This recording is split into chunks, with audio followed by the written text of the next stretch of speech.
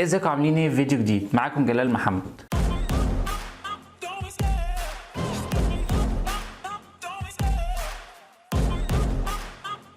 فيديو النهارده بخصوص هنعمل برواز سوا. طبعا الناس اللي ما تعرفش انا فاتح محل صغنن كده على قدي اسمه جي ام اي برواز. طبعا لو انت ما تعرفوش ممكن تكتبه على الفيسبوك او الانستا هتلاقيه جي ام اي برواز، وهسيب لك اللينك بتاعه في الديسكربشن. ببيع براويز بس بحاول بقى اعمل ديزاينات جديده، اشكال مختلفه، حاجات تحفز. بحب اعمل تصميمات تخلي الشخص اللي بيشوف البرواز يحسه اول مره ملفت للانتباه كده يعني. فطبعا جالي اسئله كتير قوي كانت بتجيلي مثلا على الانستا على الفيس كده، اللي في ناس عايزه تعمل البرواز ده بنفسها. في واحد مثلا بيحب يطبع الصوره هو بنفسه، عايز يعمل برواز، عنده صوره وعايز يشتري برواز ويعمله. فانا قلت بس بدل ما ارد على الناس دي كلها يعني برد عليهم برايفت، بس اكيد في حد ممكن يبقى عايز بس مكسوف ان انا ارد عليه عشان يعتبر ده المحل وكده يعني وده شغل، فلا عادي. فانا بحب اساعد الناس اصلا، فانا حبيت اعمل فيديو اوضح لكم فيه ازاي تعمل برواز بابسط الطرق.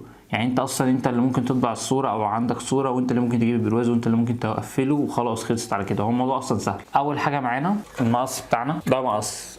وظيفه المقص دوت اللي احنا بنحط الصوره ونقفل كده فيقص. اي حد شاف عنده بتوع مصورين. تاني حاجه معانا حته، دي الحته بتاعتي ما اقدرش استغنى عنها. هتعرفوا ليه. الصوره مش عارف هي واضحه لكم ولا لا. ده زبون جه طلب مثلا اللي هو عايز صوره مجمعه لكذا صوره، يعني دوت حرفيا فيه ده فيه 15 صوره. ده الصوره دي فيها 15 صوره. طبعا الصوره دي تقدر تطبعها بس هي بتختلف في مكان الطباعه. يعني انت ممكن تطبع مثلا ديت عند حد ممكن يديها لك مثلا ب 30 ب 40، في حد تاني ممكن يديها لك ب 50 على حسب الخامه اللي بتطبع بيها.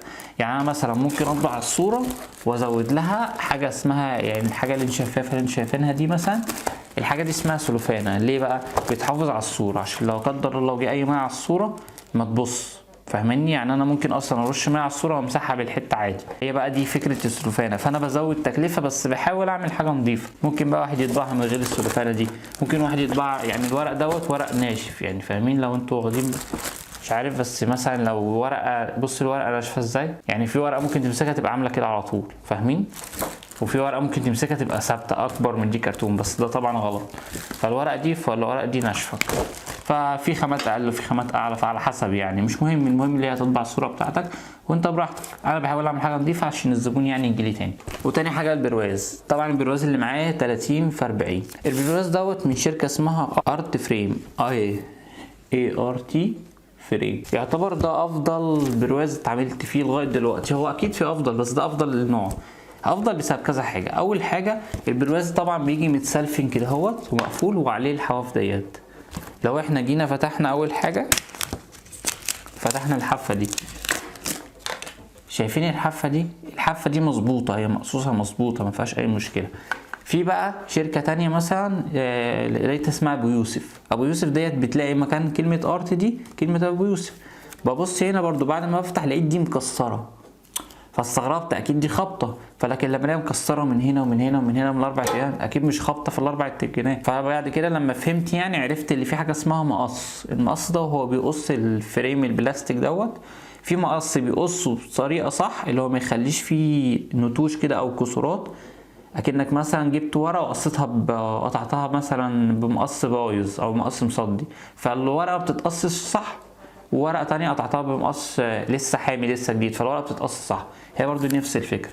فهو شركه ابو يوسف بتستخدم مقص مثلا هو تحسه شعبي، وما ان الفرق كان يعني الفرق يعني اكيد كل حاجه غلي، بس الفرق كان بين البرواز ده وبين ابو يوسف 2 جنيه يعني مش فرق يعني. فلما جه بقى المقص جه كان هنا بايظ، يعني كان هنا مكسر. فالصراحه بطلت اشتري، بقيت اشتري حاجه اسمها ارت بزود 2 جنيه 3 جنيه على حسب، بس اكيد دلوقتي غلي كلهم. وبس بستلم كواليتي نضيفه. تاني حاجه في من الارت دوت نوعين. في النوع اللي هي دي بتبقى ازاز، في نوع من ديت بتبقى حاجه اسمها حاجه بلاستيك كده، استنى افتكر اسمها مش فاكر، بس هي بتبقى بلاستيك عامه مش حاجه ازاز.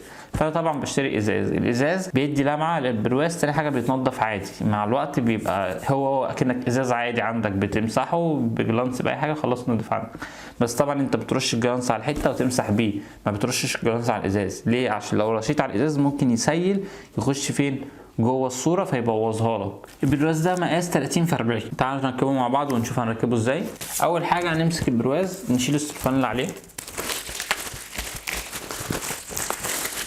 ده البرواز بعد ما السلفان اتشالت. في بقى في ظهر البرواز حاجات سودا كده، مش سودا، هي دي الحتت دي لما بنتنيها لفوق بنخرج الابلكاش ده. نجيب اي حاجه حاده عشان نقدر نتني الحواف اللي ماسكه الابلكاش.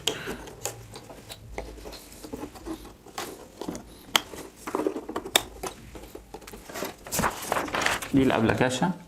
الابلكاش طبعا فيها تعليقه بالطول عادي وبالعرض، لو انت عايز ان انت تحط صوره جوه بالطول او بالعرض. هي يعتبر مش جامده قوي بس هي تستحمل، يعني اصل كده كده الصوره اهي. دي الصوره اللي بتبقى عرض جوه، دي ليها ميزه ما ترميهاش، هقول لك ميزتها ايه دلوقتي. ده البرواز وده لوح الازاز. كده احنا البرواز اتفكك بقى 4 حلف اهو. انا بقى بعمل ايه؟ بجيب الازاز ده وبخاخه والحته بتاعتي. في ناس بقى بتجيب البرواز تقفله على طول، انا بجيبه لازم انضف الازاز بتاعه. ليه بقى؟ الازاز ساعات بيبقى مبصم، بيبقى فيه حاجات كده خرابيش، مش خرابيش اللي هي مكان اصل الازاز دوت مثلا جه اتقطع اتحط هنا على طول، ما تنضفش ولا اتمسح، فهتلاقيه مبصم في حاجات كتير قوي كده زي تراب وكده. فانا لازم بالنسبه لي انضفه وانضفه كويس قوي، عشان بعد ما اركب البرواز بيبان، يعني بيبان الازاز لو ملطخ الصوره ما بتبقاش كويسه، بتحس الصوره كده منغبشه فيها حاجه، فالزبون مش جاي يشتري برواز جديد عشان تلاقي منظره كده. فلازم بقى انضفه، بجيب الجلانس وافضل انضفه. هو طبعا انا جايب زي صابون ازاز في ازاز معطر عشان ما حدش يقول لي ده معطر يعني. ده بعد ما تنضف طبعا تخلوا بالكم احسن حافظ تعوركم. حطه هنا كده على جنب. هنجيب المقص بتاعنا، ده مقص A4. انا غلطت بقى غلطه وانا بجيب المقص دوت، ما كانش في دماغي ان انا هعمل يعني هتطور ان انا اعمل براويز كبيره، يعني كان لسه بقى تفكيري صغنون بس قشطه يعني. فانا جايب مقص الA4 اللي هو مساحته بتبقى 30، هي المفروض ده 30 في 25. انا المفروض كنت اجيب الاس 3 دوت بيبقى مساحته حوالي تقريبا 40 اوف 35، فده كان هيبقى افضل لي بكتير يعني. الورقه بقى دي ايه لازمتها؟ هقول لكم دلوقتي. دي الصوره بتاعتنا دلوقتي. لو انت بتجيب صوره انا بقول لك ايه، هي كده كده مستحيل تطلع نفس مقاس البراس بالظبط، هتلاقيها زياده بقى سنتي 2 3 على حسب الورقه اللي الشخص اللي قدامك بيطبع عليها، عشان ده بيبقى ورق وانا اللي بطبع الصوره على حسب انا عايز الصوره مساحتها قد ايه. فالصوره ديت الحواف البيضه دي كلها هتتشال اصلا، فاكيد مش هشيلها كده. فانا راح اعمل ايه بقى؟ ماسك الصوره كده وجايب الصوره اللي كانت جوه البرواز، هحط دي على دي واروح موسطن الصوره بتاعتي، وهبقى عارف انا كده هقص الحواف فين بالظبط. يعني انا هقص دي هساوي الصوره اللي ورا دي باللي قدام، فاول ما اساوي باللي قدام دي هتبقى قد دي، فساعتها دي هتركب في البراز عادي. تعالوا اوريك. نجيب المقص ونحط الصورتين على بعض ووسطنها عشان اعرف اقص. طبعا اي حاجه تقصوها ممكن يستخدمها بعد كده، بس انا محوش منها كتير فمش عاوزها يعني، عشان برضو بيجي لي افكار ان انا اعمل حاجات شغل هاند ميد وكده يعني.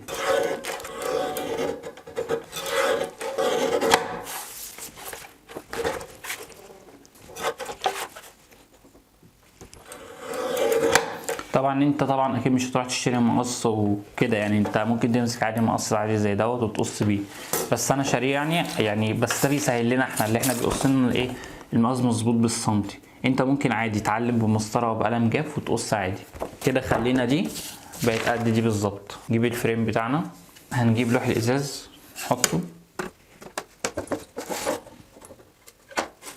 الصوره انا لازم يعني انا دلوقتي حاطط الصوره دي عدلتها، فيبقى لازم الظهر ده بتاعها دي لفوق، الحته دي لفوق، يعني لو الصوره دي عدلتها يبقى لازم دي لفوق، يبقى لازم ده يركب كده، فاهمني؟ يعني هحط الصوره كده يبقى ده لازم يتحط كده، هحط الصوره اللي فيها كده يبقى ده لازم يتلف كده.